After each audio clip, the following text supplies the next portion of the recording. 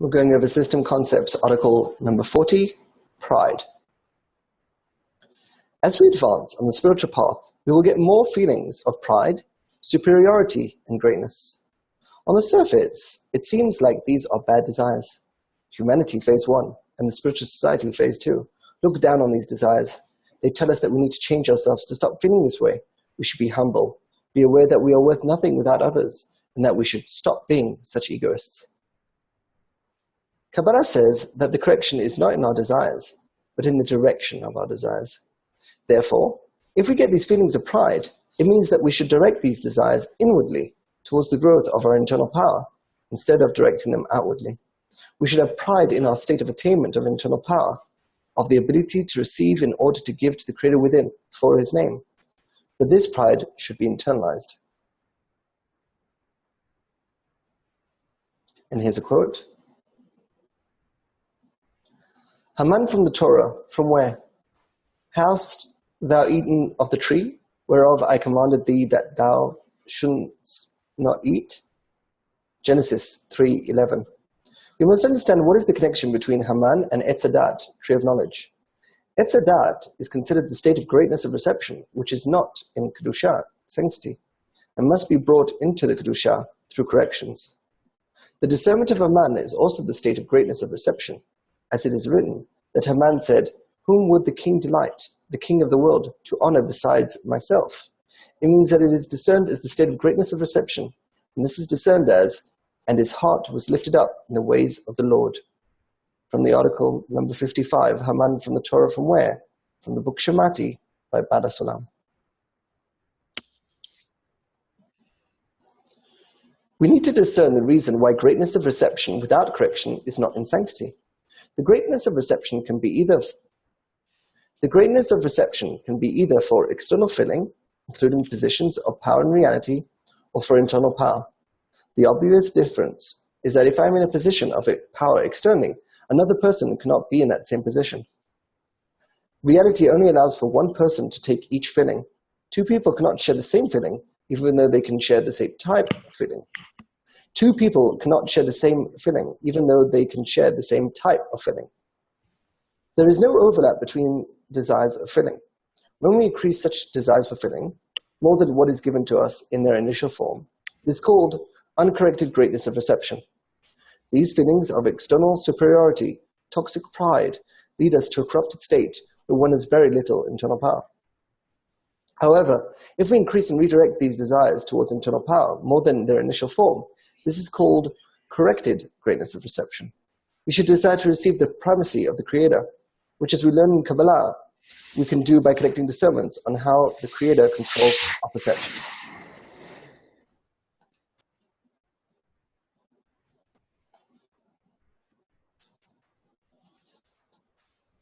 And here's a quote.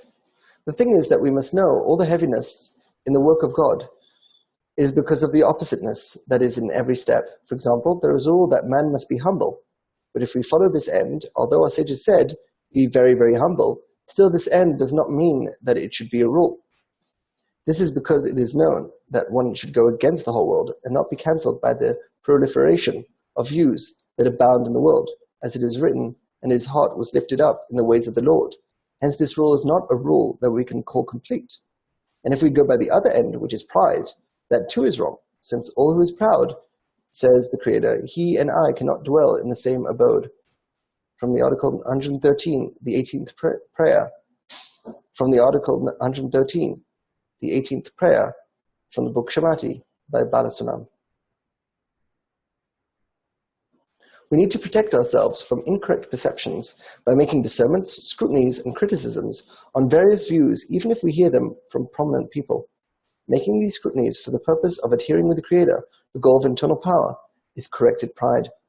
Uncorrected pride is when we think that we are separate from the system, operating on our own, without feeling that the Creator controls everything. Corrected pride is when we have intense internal power, even though we feel that our future state is preset and the system is in complete control of our situation. We do not feel the need to express our pride and show off outwardly in lowness, since being in adhesion with the Creator in sanctity fills us with pride internally. Here's a quote. Man's pride shall bring him low. It is known that a man is born in utter lowness. However, if the low one knows one's place, one does not suffer for being low, as this is one's place. The legs, for example, are not at all degraded because they are always walking in the litter and must carry the full weight of the body, whereas the head is always above. This is so because they know their place. Hence the legs are not at all degraded and do not suffer for being in a low degree. Yet, if they had wanted to be above, but were forced to be below, they would feel the suffering. This is the meaning of man's pride shall bring him low. If one had wanted to remain in one's lowliness, no lowliness would have been felt. No suffering for being a wild as is cold is born a man. But when they want to be proud, they feel the lowliness, and then they suffer. Suffering and lowliness go hand in hand. If one feels no suffering, it is considered that one has no lowliness. It is precisely according to the measure of one's pride, or that he wants to have but doesn't. Thus he feels lowliness. And this loneliness later becomes a vessel for pride, as it is written, the Lord reigneth. He is clothed in pride. If you cleave to the Creator, you have clothing of pride, as it is written, pride and glory are to the Creator. Those who cleave to the Creator have great pride. And to the extent that he feels the loneliness, according to the measure of one's suffering, so one is rewarded with the clothing of the Creator. In the article 203, man's pride shall bring him low, from the book Shamati by Balasuram. Those who feel that they lack power and control in their lives are those chosen to advance. It is important to shift from feeling the lack of power to searching for ways to increase internal power. This is done by collecting discernment through the environment on how to manage our lives better. Cleaning concepts such as pride are important to pave the path for an empowered life experience.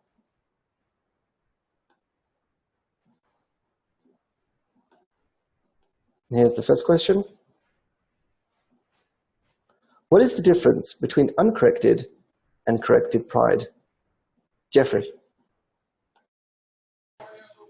Uncorrected pride is when you're externalizing it. You know, you're becoming boastful and a show off. You know, like probably Donald Trump would be a good example of that. And the corrected pride is where you keep it internal. Jenny. Uncorrected pride, as Jeffrey mentioned, is an external reflection of your pride for the material, for this world, and your elevation based on maybe your social status, financial status, or that type of thing. The corrected desire is the desire for the Creator, adherence to the Creator, the internal power, and it's almost actually a side effect. It's an internal thing that's not manifested on the outside, other than that you show changes in the way that you interact, but it's not at all. It's almost humble, but at the same time not even humble. That's not a good description of it. It's just a side effect of your elevation and your level of correction, and it's not self-induced. You don't think, oh, you know, I'm all that. It's just, it's a reflection of your being in the flow in the outer environment. Maria. Well, if I can describe that we're two parts at the same time, kind of like being the host and the guest at the same time, I would say that the incorrect pride is for the ahab, or the guest, to feel that it is the cause, when the correct pride is when we are in the GE, or we are in Divakut, or relating as the guest, as the one who is providing to the ahab. Mary. Uncorrected pride would be when we think we're the cause of all of our external symbolic power, and we're prideful externally, and that's uncorrected. And corrected would be something that you don't see from the outside, people don't see, and you look humble from the outside. And the pride is in the adhesion and alignment with the Creator. Moshe. So uncorrected pride is pride that it's basically not taking the system into account and not taking sort of internal power or the Creator into account at all. Just sort of feeling that you actually did it. I mean, phase one is, feels uncorrected pride in the fact that they actually think they did something, but in truth, they really weren't. They were manipulated the whole time, and it's a fake pride. Corrected pride is more taking the system into account and more prideful of the fact that if you do things, it's more of using your internality to create things and be prideful of using the system and being the system, and that to me is more of a corrected pride. Rick. You've given so many excellent answers. I don't know where to really add other than to say that uncorrected pride is seemingly the pride we use in corporeality in phase one, phase two, etc. And corrected pride is when we start to, as Moshe was saying, starting to use the system internally to internalize our pride. Robin. Yeah, everything has been said I could possibly think of, but I'll just say that uncorrected pride is based on your belief that you corporeally are responsible, and your great efforts have created all of the things in your corporeal life, and you take credit for it, where in reality the Creator has done it all. Corrected pride is being in alignment with having internal power and being in alignment with the Creator and the GE, and feeling it. It's all turned inwardly. You know that you are where you are because you are in what attainment or an alignment you are within the system. Uncorrected pride is when a person wants to do things by himself. He wants to be independent. While corrected pride is when you actually want to use others to help you reach your goal of fulfilling yourself. So if someone, for example, he's too proud to, as they say, you're too proud to beg. Like if you're too proud to use others to grow, then that's uncorrected pride. But if you have pride because you're using people to actually reach a higher goal, then that's corrected pride. The second question, what is greatness of reception? Jeffrey.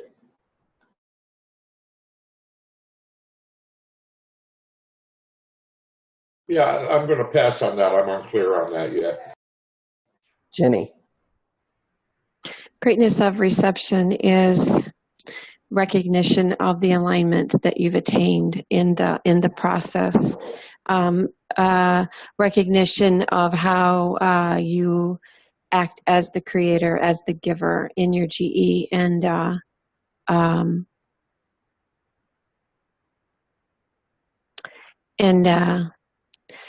power, the internal power that you receive, that reception, receiving that, and that's the greatness. That's the receiving. There's also another residual effect is that, and there's an experience. This is a perfect question because I had a question about it. In receiving that level of reception where you are two parts, you are the creator that's giving, the GE is giving to the ahop within you, and you sense that, and actually it manifests in your environment. There's a recognition, almost a tearful joy in the recognition of what you've received based on desiring for the right goal. And that I've never experienced anything greater than that reception in my entire life. Maria.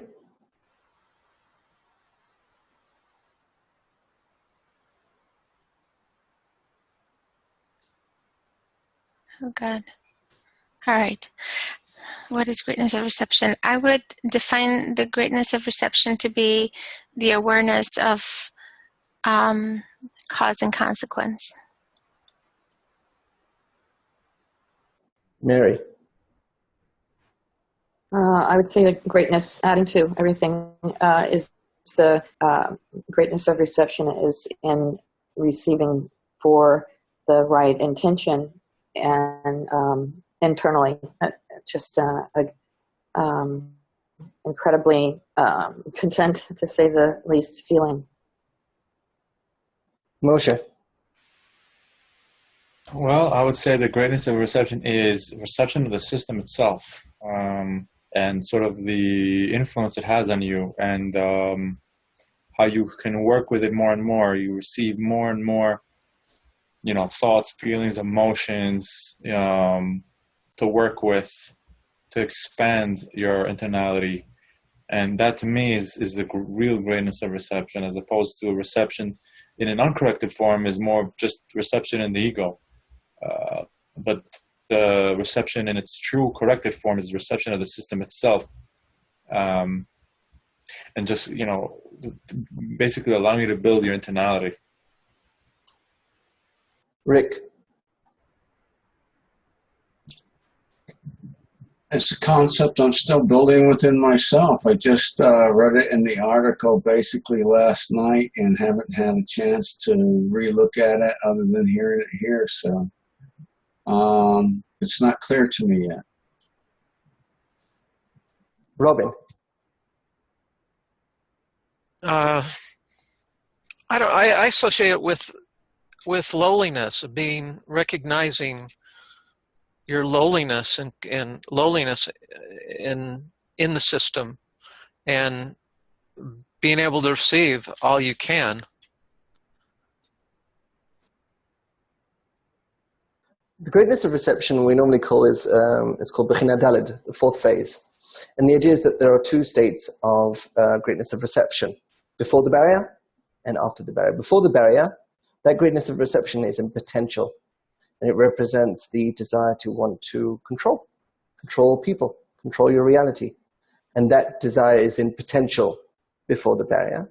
And then after the barrier, when we're dealing with actualizing things, we put the phase 4, we put a restriction in it. We're not going to be dealing with actually manipulating people. We're going to first learn about the system and deal more with the alignment. And we're going to put the idea of manipulating people on the sidelines. And then we get a taste of it in greatness, which is 2.2 after the barrier. And then we break because we're still not ready for it. And then at end of correction, we're able to reactivate that phase 4. And now what we spend our time doing after end of correction, we start doing with expression, which is controlling people and sort of manipulating them using our desires, right? Balasalam says that it's not the power of thought, it's the power of desire. We use our desires to do expression on other people. So that greatness of reception is the desire to control. So before the barrier, it's in potential, and then at end of correction, it becomes actualized. The third question, why is Kabbalah only about changing our perception? Jeffrey. Because that's what's necessary. It turns out like I didn't know anything before I got into this, and I had a very narrow, limited worldview, even though I thought I had a wide perspective and was circumspect. It turned out I was nothing like that. So that's what Kabbalah gives us, is a new perspective, a new way to see the world. Thank you, Jenny. Because it's our perception that's not coarse enough, and we're not able to, as we progress, the perception becomes more and more acute, and we're able to see how the system has all along managed everything, but because of our lack of coarseness in our perception, the detail, we have been limited, and we're walking as if blinded by the light and walking into walls and various things and not recognizing what's really before us and what's limiting us and what our pain points are. So developing our perception is allowing us to adhere, and of course that perception is going to be skewed and undeveloped or uncorrected until we're able to separate and recognize that we are two parts. We're the AHOP and we're the GE. And once that's experienced and that a shift happens, then our perception becomes clearer and clearer, and then it's as if we're nothing in the exterior are we taking action to change anything, but by it's like a blind person putting on a pair of glasses and suddenly seeing, oh, there's the door. The door was there all along. We just couldn't see the door. Maria. I think that one of the reasons why we should want to strive to change our perception is because of this, simply of the phrase, he and I cannot dwell in the same abode. So even though we know that the Creator is in complete control of the entire system, once we align with that, once we redirect our desires towards that and feel as being part of the Creator, then we will be experiencing this seeming internal power. Therefore, there will be any concealment, or well, I shouldn't say concealment, but this cause and consequence will be working with it with awareness. So it's to our advantage to try to clean our perception so that we can sense this alignment and this expression towards the same thing that the system is trying to express. Mary. It's about perception, because correcting perception, because the system itself is perfect, and we suffer when we don't see it correctly. And learning how to see reality is the way that we grow and advance. And we're meant to be able to develop ourselves so that we can enjoy it and receive it correctly. Moshe. Well, it's about being one step ahead. When you are one step ahead of reality, you see it better. You expect things more. You're more prepared, and reality is set in stone, and it's our perception that we need to align to it, and not only align, but be a step ahead of it. Just gives you more control and more power. So that's what Kabbalah gives you. Rick. It's about our immaturity and not understanding things and not seeing things in the clear pretext of what it is in reality. We need to take and find, it's not our desires or anything else, it's our perception. Our perception is our aim, it's our direction. And until we direct that aim in line with the system, we are in pain from it. And it's the pain that we cause ourselves. So it's our perception. By working on that perception, finding how that alignment needs to be with the system is what everything seems to be from my perspective anyway. Thank you. Robin. We exist in the system. We exist in the system, and through changing our perception, we come to see it and see how we're a part of it and how we interact with it. Corporeal scientists and so forth think there's a system or feel there's something, but they try to figure it out through corporeal means and limited senses and perception of corporeal sensations. But we have we have the ability we learn through Kabbalah to actually change our perception through those that have gone before, and the writings they've left, they've explained it. And as you learn those things and change internally to change your perception and accept these things, that's what Kabbalah is all about.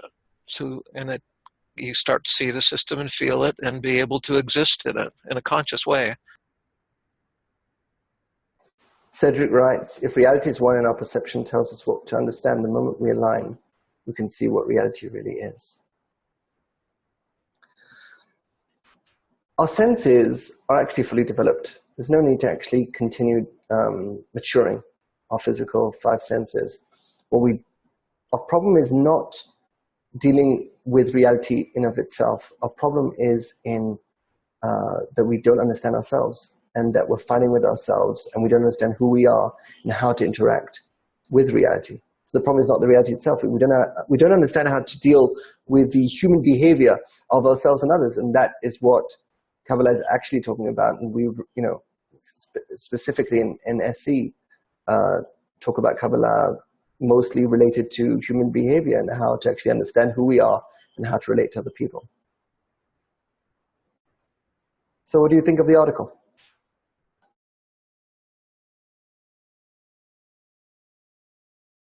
As always, excellent. I got to study it. I just downloaded all the documents, so I got those at least.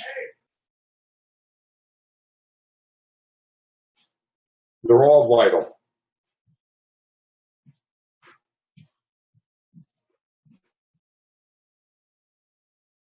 Based on the questions, the workshop questions and the answers, it really clarifies what this process is about, and it also identifies, just through the answers in the workshop, different phases and states that all of us are involved in.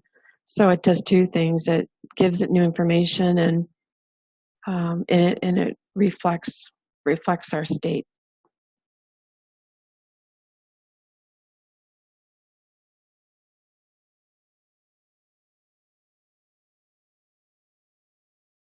I liked it a lot. I always wondered about pride, and this article really clarified it.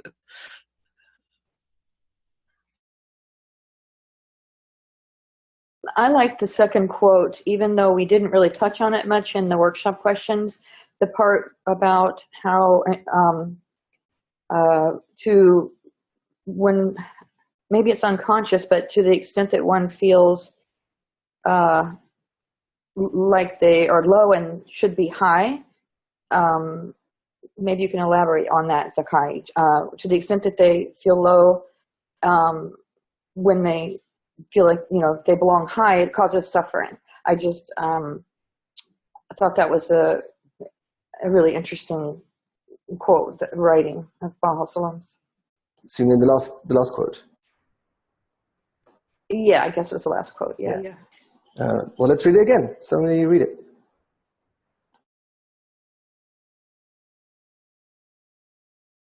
I can read it. Man's pride shall bring him low. It is known that a man is born in utter lowness. However, if the low one knows one's place, one does not suffer for being low, as this is one's place. The legs, for example, are not at all degraded because they are always walking in the litter and must carry the full weight of the body, whereas the head is always above. This is so because they know their place. Hence, the legs are not at all degraded and do not suffer for being in a low degree. Yet if they had wanted to be above, but were forced to be below, they would feel the suffering, and this is the meaning of man's pride shall bring him low. If one had wanted to remain in one's lowliness, no loneliness would have been felt. No suffering for being a wild ass's colt is born of man. But when they want to be proud, they feel the lowliness, and then they suffer. Suffering and lowliness go hand in hand. If one feels no suffering, it is considered that one has no lowliness. It is precisely according to the measure of one's pride, or that he wants to have it but doesn't. Thus he feels lowliness. And this lowliness later becomes a vessel for pride. As it is written, the Lord reigneth. He is clothed in pride. If you cleave to the Creator, you have clothing of pride. As it is written, pride and glory are to the Creator. those who cleave to the Creator have great pride, and to the extent that he feels lowliness, and according to the measure of one's suffering, so one is rewarded with the clothing of the Creator. 203. Man's pride shall bring him low. Shamati by Baal Salah.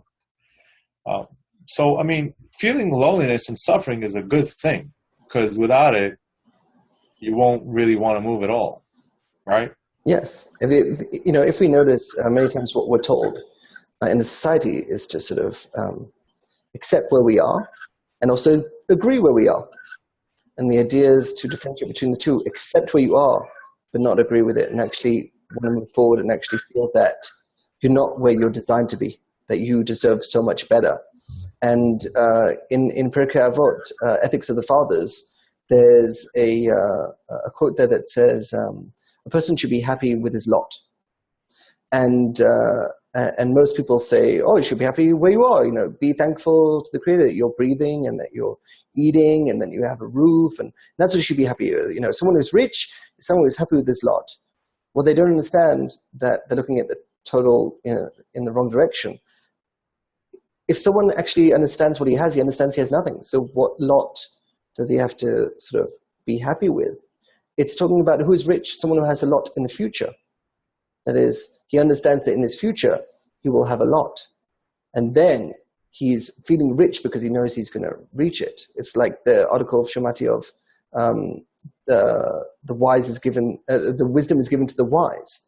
And it asks there, why to the wise? You think you would be giving wisdom to the foolish. And it's like, no, those that know or desire to be wise, those people get wisdom. So it's the same concept here. Only those that see that they are not in their future, and they have a faith that they want to reach their future, and therefore they feel, in their current state, they feel loneliness, they feel like, I don't have what I deserve, then they can actually have pride because they have faith that they can actually get what they deserve. They're going to get their lot, and therefore they feel rich now, even though they don't have their lot, because they're going to get it, not because they're happy with what they currently have in the current state. But isn't pride, when you say, okay, I can understand having faith towards the future and not agreeing with what your current state is, but how can it be, what is pride? Pride is more, I feel like I'm prideful for something I have or something I've done. So the idea here, this is pride for the future, not for the present. So you could say, what is pride for the future? So you could say uncorrected pride, right, is pride for the present, while corrected pride is pride for the future. Meaning what? I'm proud of what I'm going to have. I'm prideful of what I'm going to have in the future, like as if I have it. I'm proud because I'm going to be the Creator. Like we one of the translations that I don't know if we've already gone over it or not, of pride, that the idea is to feel that that it's okay for the Creator to have pride, and it's not okay for people to have pride. We talked about this, that people are basically a hub, and the Creator is the GE. So when you're feeling pride for the future, it means you know that when you reach the GE and you feel that sense of that you are the Creator, then you're going to be proud. So you have pride in your future. You have pride that you know that you're going to be proud, that you know you're going to be proud in the right place, which is unification of the system. And that's the correct pride to have. That's why it says pride and glory are to the Creator. But the future never ends. And the minute you stop, it's over. You always have to be in your GE. You always have to be aimed at the future. You always have to be aimed at the future, which is living in the GE. If someone's they say that the child looks forward and the old person looks back.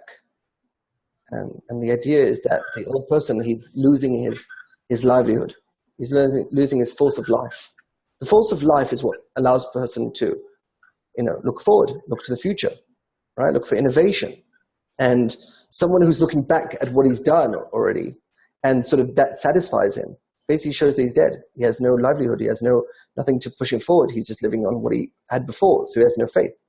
So faith is always to push you forward, to innovate more, to create more. That's why we call it end of correction, not end of expression. Right? There is no end of expression. End of expression is basically when you die. And every moment beforehand, you should always be focusing on the future and never be saying, no, this is all I needed to do. Thank you. And I'm happy.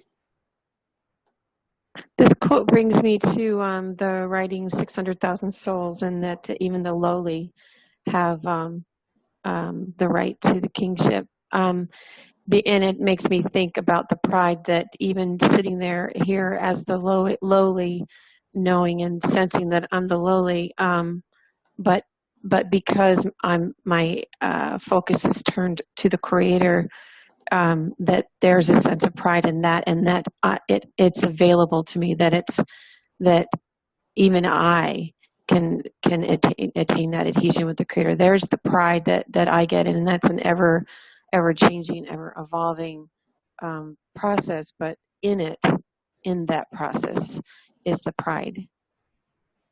We see many societies where they, at the beginning, they sort of promise you corporeal success. And then when you go deeper into the system, they basically say to you, no, what you're actually missing is just, either connection and just, accepting and agreeing with where you are and what you have now is perfect and you don't need anything more. And the reason why they do that is to basically kill your pride for the future, kill your desire to actually do any kind of internal growth. It's like, be happy where you are. Oh, you're before the barrier? Stay before the barrier. Stay with all of us. We're all before the barrier. Stay with us. And the person has to be proud. He's like, no, I'm not going to stay with you. I'm going to cross the barrier. If you want, you can join me, and we can all be together after the barrier and after the correction. But I'm not going to just stay here with all of you because, it's not okay for me to have pride. On the contrary, I want to be proud like the Creator, and therefore I want to become the Creator. So that is corrected pride. There's also an aspect of the pride in the society of being lowly and having it kind of a twisted, distorted view of pride, of lowliness, that you revel in the fact that you are lowly and that you're feeling so downtrodden and so heartbroken because you haven't, attained anything, and that the pride in that sense of feeling lowly becomes like, you're the gold ring that you want to hang on to, and that in effect, that could be a block. I'm just saying that from personal experience. That became my block. That I've sensed that a pride in my just utter lowliness that I haven't attained, but the fact that I was feeling lowly, I felt pride in that, and that's misguided completely. So the idea is that when you're sort of proud of your loneliness, then it's not true loneliness. Like, true loneliness is when you're not enjoying, oh, look how I have nothing. There are many people in the society that sort of enjoy thinking that they're a will to receive, and they enjoy saying that the Creator is great, the Creator is proud, and I'm low, and they love that relationship difference. And the bigger they make the Creator, the more they feel low, and they love that contrast. But true loneliness is when, on one hand, you have pride because you want to become the Creator, but on the other hand, you have loneliness because you understand you're currently not the Creator. So your pride is not in your loneliness. It becomes two separate things. You've got your pride for the future and loneliness in the present. While in the society, they feel proud that they're lonely, so their pride is in their loneliness, so they're actually only feeling the present, and they have no future. They don't want to actually change.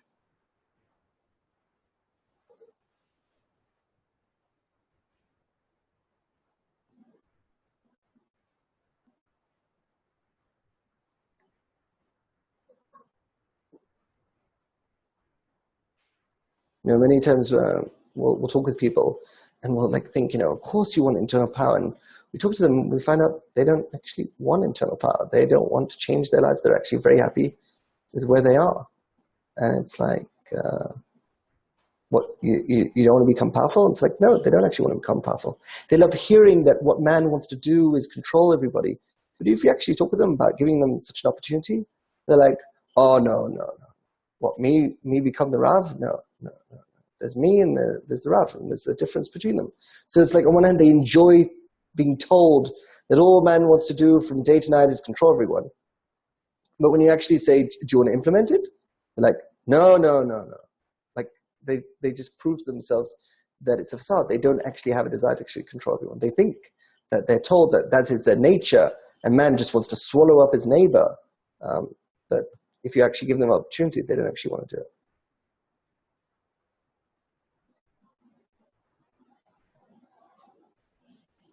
So the idea is that they want to feel that loneliness because they feel that the more they feel their loneliness, the more they're putting the creator in its rightful place. Right? And that's why it's a misguided concept, because they don't understand that they are actually the creator. And they think of the creator as outside, as a deity, and actually distance them. It's like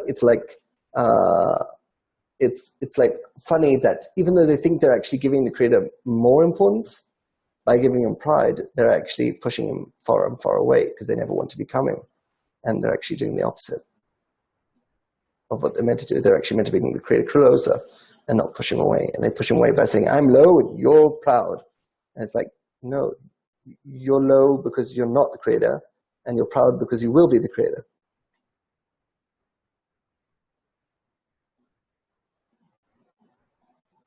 So it's like even their lack is not a true lack, because what they feel is not a desire to become the creator. What they feel is a desire to be nothing. Like totally throw themselves into the friends. It's all about the friends. And each friend says this. So you have 10 people, but everyone wants to become nothing. Well, I think it's considered that they're building the greatest potential vessel, like Mary wrote, that the greater the vessel, the greater the filling. But they don't actually build a vessel. That's the funny thing. They think they're building a vessel, but they're not actually building a vessel. Because to build a vessel, you have to have importance of self. And they don't have any importance of self.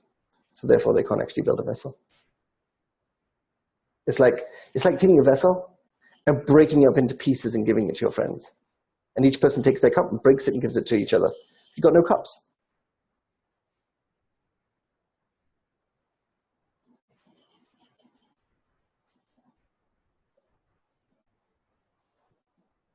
Sort of part of the reason why this happens, and we've talked about this in structure, that Bina, which of course is the spiritual society, their matter is Chokhmah, wisdom, which is, phase one, which is humanity. So even though they think they're in a different phase, they're like, oh, we're spiritual society, right? We're made from a different matter. No, they're not made from a different matter. They have an overcoming, they have a desire to overcome their matter, but their matter is still the will to receive. And that's why what's weird is that the spiritual society only get their enjoyment when they're dealing with phase one, which means only when they're dealing with dissemination. In the lessons, they're all broken, they're all tired, they're all just really like dead. And then it's talked about, oh, there's a new dissemination project. Everybody gets up and everyone's happy and they're all excited. There's a Congress coming. What is Congress? Dissemination to phase one. Oh, it's amazing. We can do this. We're going to bring the Messiah. We're going to advance. We're going to get the surrounding light. What gives them their sustenance is actually not the spiritual society, phase two. They get their sustenance still from phase one, from humanity. But they think that their sustenance is coming from phase two. But you can see that that's not true, because they only get excited when they're dealing with dissemination. And when the dissemination is over, or a Congress is over, they feel dead again, because their sustenance comes from humanity and not from the spiritual society. Because the spiritual society's, Bina's desire is altruism without self-benefit, which means they can't even get sustenance from it. While phase one is wanting to receive. So the idea is that even though they think that what they want to do is altruism without self-benefit, their matter is still humanity. They still need to fill themselves with a good feeling, and they get that from the dissemination. So they don't actually have a future. They constantly go back to the past. They deal with past desires. They deal with the desires of humanity and aren't actually pushing themselves into the future.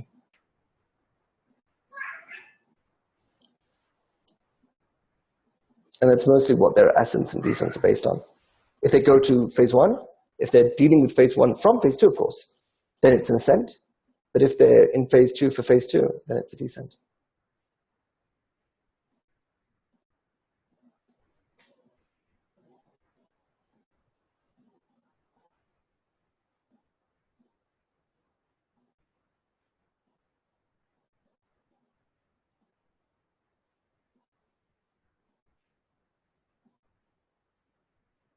Any thoughts on that?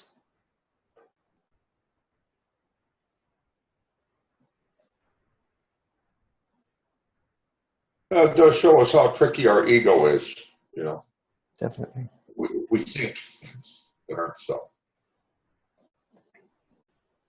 And that's the facade of phase 2 of Bina, that it thinks that it wants to bestow, but it's actually its matter is will to receive. Yeah, it is. Only in phase 3 do you actually start getting the light of alignment, the light of mercy, and actually start advancing, and therefore your sustenance comes from advancing and not from dealing with dissemination of phase 1. What is the sustenance for phase 1?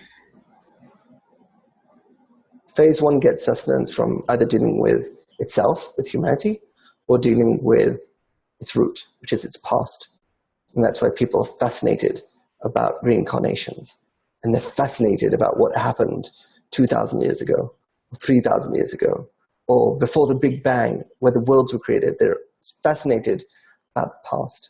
And that's what the root represents. So they're either dealing with the present, or the advancement of humanity, which is, you could say, their future, or they're dealing with the past, which is the root phase. The creator, which created them, their whole past mechanism, their history. They love history. But they don't have any sort of future of actual self-development. It's always development of reality, or let's learn about the past, what happened. That's a good point about history. You would think at some point that humanity would recognize the patterns in history and see that the systems that have played out all these generations have just been the same process over and over, the ego desiring for itself, and the inkling of something more, of something greater, still being ignored or being shadowed by the more controlling populace that have more ego control. It's just amazing that it's not recognized. And because it's just a pattern, just like in all of us deal with the same pain point in different formats, in different pictures, in different scenarios. And just all humanity on the entire planet has the same MO. Every new controlling society, it's the same MO. And it may be recognized by a few, but the few that are in control of making that continued rotation or cycle of that same MO aren't interested in it. But it's just so obvious looking at it now. And you can see how much enjoyment they get from dealing with the past. Like the whole thing of religion is dealing with the past. What did Jesus do? What did Avram do? What did Moshe do? And they constantly share like, oh, this is what Avram did, and this is what Yitzchak did, and this is what this did, and did you know what this had happened? And let's deal with all the intricacies of the relationship between Avram and Sarah. And it's like, what about your life? It's like, you learn all these great bit of information. It would be like me telling you, Jenny, that, oh, Jenny, you were a princess, you were a queen in your previous reincarnation, and give you all this information, and then you go and you fight with your friend. It's like, it's the sustenance has got nothing to do with actually helping you in your day-to-day life. You either tie yourself to the past, and then you get enjoyment from the past. But when you ever try to do anything about the present or the future, you're basically you're on your own again. And that's why people just get so fascinated with religion, because it just pulls them to the past. And that's the whole idea of religion as well, of meditation, is to also put you in the past, basically reduce your thinking mind and just become one with the past, become one with, and the past includes the still, vegetative, animal, and speaking degrees. All the degrees that basically brought you into reality. So people just love to, let's go to the forest and think and contemplate about God and how amazing He is, and just feel one with the universe. And they get a kick out of it. They get an emotional kick out of it. And it's a real feeling. But then they go back home and fight with their wife. So there's just nothing they can do meditation from morning to evening. It doesn't help them with their future. It's just as long as they're tied to that feeling of the past, of either, past of time or past of degrees, then they feel great with themselves. But the minute they have to deal with their present or their future, they're stuck. I think, and everything that you're saying, I was imagining that that going into the past is kind of a default for like exhaustion almost, because if you don't have the tools to move forward, then because of our nature, we're going to go to the most comfort, and where the most comfort is. But given the correct tools, and if you're able to use the tools and make incremental steps, then you see the progress. You may resort back down for that comfort level of exhaustion or whatever it is, but the tools are the only thing that can help humanity get out of that. Looking back, because looking back is easier. It's already been documented. It's a fun place to be, and fantasize, where you were and all this. That's all fun, and it's almost like just an entertainment, turning on a TV. But with these tools that we're all experiencing here, we recognize that we're just back where it's more comfortable and easier, but that the tools are available for us to get out of that pattern of cycle pattern. Exactly. Our natural inclination is to,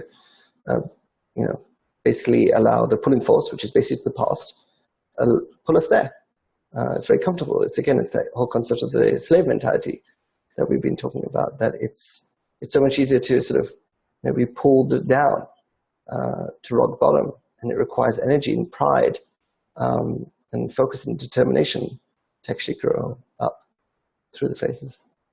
Yeah, it's like, and this might seem a little extreme, but a battered woman, a battered wife, it's notorious that they will go back time and time again if they're not knowledgeable of what tools are available and the support that's available for them to never have to go back, or to recognize that they do have the tools, or that they do have the value to move out of that, that comfort zone that's actual destruction.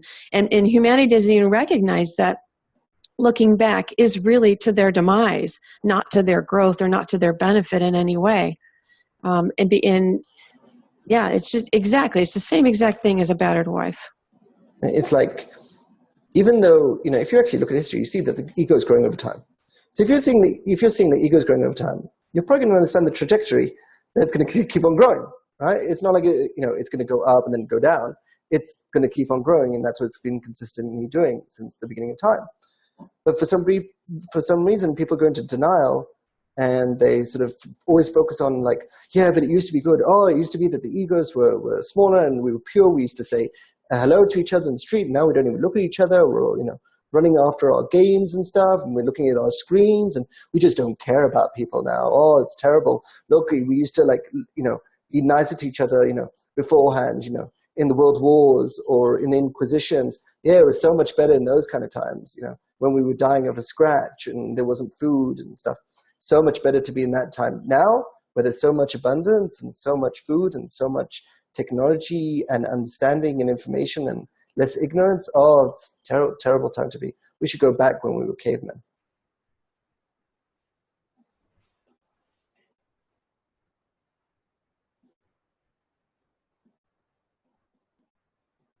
Yeah, and that Donald Trump's playing to that, because his motto is "Make America Great Again," meaning let's go back to like the 1700s or 1800s, where women and Negroes and Indians were not even humans. Going back to the past, it's a very great sell point to. It's a big sell. They love them. They love the past. We're saying America's great, and right now it always has been. It's going to be better. It's going to be better. It's not make America great again. It's just make America, greater.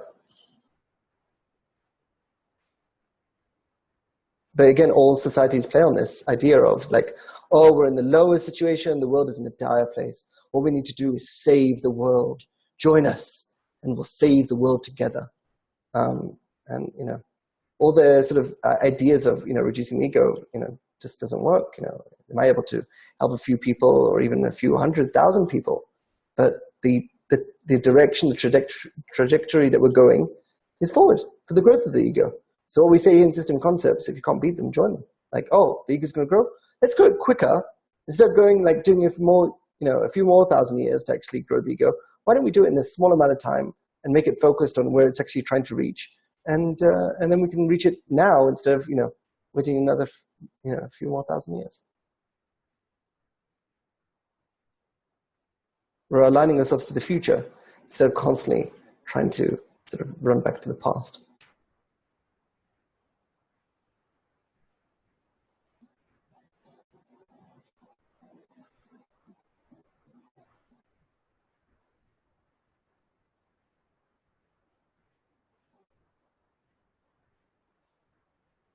And I think we'll stop here and enter the after party.